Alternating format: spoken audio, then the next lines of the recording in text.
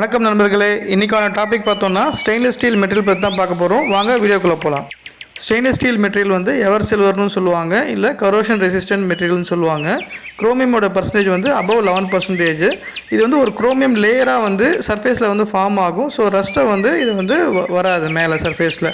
So அதனால தான் வந்து ஸ்டெயின்லெஸ், அதாவது ரஸ்ட்லெஸ் ஸ்டீல்னு சொல்லுவாங்க. Types of stainless steel: martensitic, austenitic, ferritic, duplex, super duplex, precipitation hardening, nickel alloys, cobalt based alloys. Martensitic stainless steel chromium வந்து above 11%.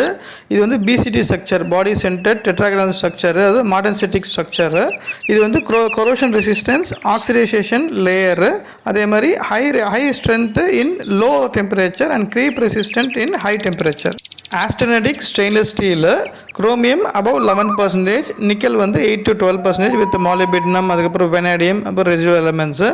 அதுக்கப்புறம் வந்து இது high strength, corrosion resistance. So இது எங்கே யூஸ் பண்ணுறாங்கன்னா hydrogen service and cryogenic service. Ferritic stainless steel chromium வந்து above 10.5 to 30%. இது வந்து ஹேவிங் பிட்டிங் ரெசிஸ்டன்ட், அதுக்கப்புறம் வந்து corrosion resistance material use in pressure containing part. Duplex structure, duplex stainless ஸ்டீலோடைய structure வந்து பார்த்தோம்னா இதில் வந்து ஃபெரிட்டிக் ப்ளஸ் ஆஸ்டெனிட்டிக்கு.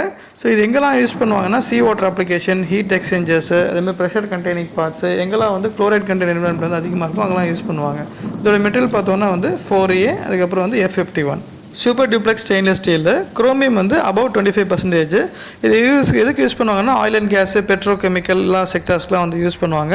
அதே மாதிரி avoid fitting, corrosion resistance, erosion, அந்த மாதிரி வந்து இதுக்கு வந்து யூஸ் ஆகும். இதோடைய மெட்டீரியல் வந்து பார்த்தோன்னா 5A, 6A, F55, F60. Precipitation hardness stainless steel. So இது வந்து பார்த்தோன்னா பிஹெச் அப்படின்னு சொல்லுவாங்க. பிஹெச்னா வந்து ப்ரிசிபிடேஷன் ஹார்ட்னஸ்ஸு. இதோட மெட்டீரியல் வந்து CB7, CE1, அதே மாதிரி 74 pH. High hardness use in oil and gas sectors. இது வந்து ஸ்பெஷல் ஹீட் ட்ரீட்மெண்ட்டை தான் வந்து high yield strength, high tensile strength, அதாவது மெக்கானிக்கல் ப்ராப்பர்ட்டிஸ் அச்சீவ் பண்ணுறதுக்கான மெட்டீரியல். நிக்கல் பேஸ்ட் அலாய்ஸு, இதில் வந்து நிக்கல் பர்சன்டேஜ் வந்து அதிகமாக இருக்கும். 30, 40, 50% மேலே இருக்கும்.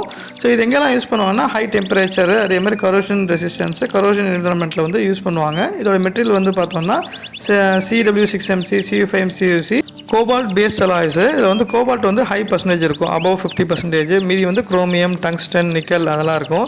இது எங்கே யூஸ் பண்ணுவாங்கன்னா high temperature, high corrosion with high hardness, அதே மாதிரி wear resistance, erosion, corrosion, fatigue resistance அங்கே யூஸ் பண்ணுவாங்க. கிரேட் 21, அப்புறம் வெல்டிங்கில் பார்த்தோன்னா ஸ்டெலைட் 6, ஸ்டெலைட் 12, ஸ்டெலைட் 21. நன்றி. நம்ம நெக்ஸ்ட் பர்சன் மீட் பண்ணலாம்.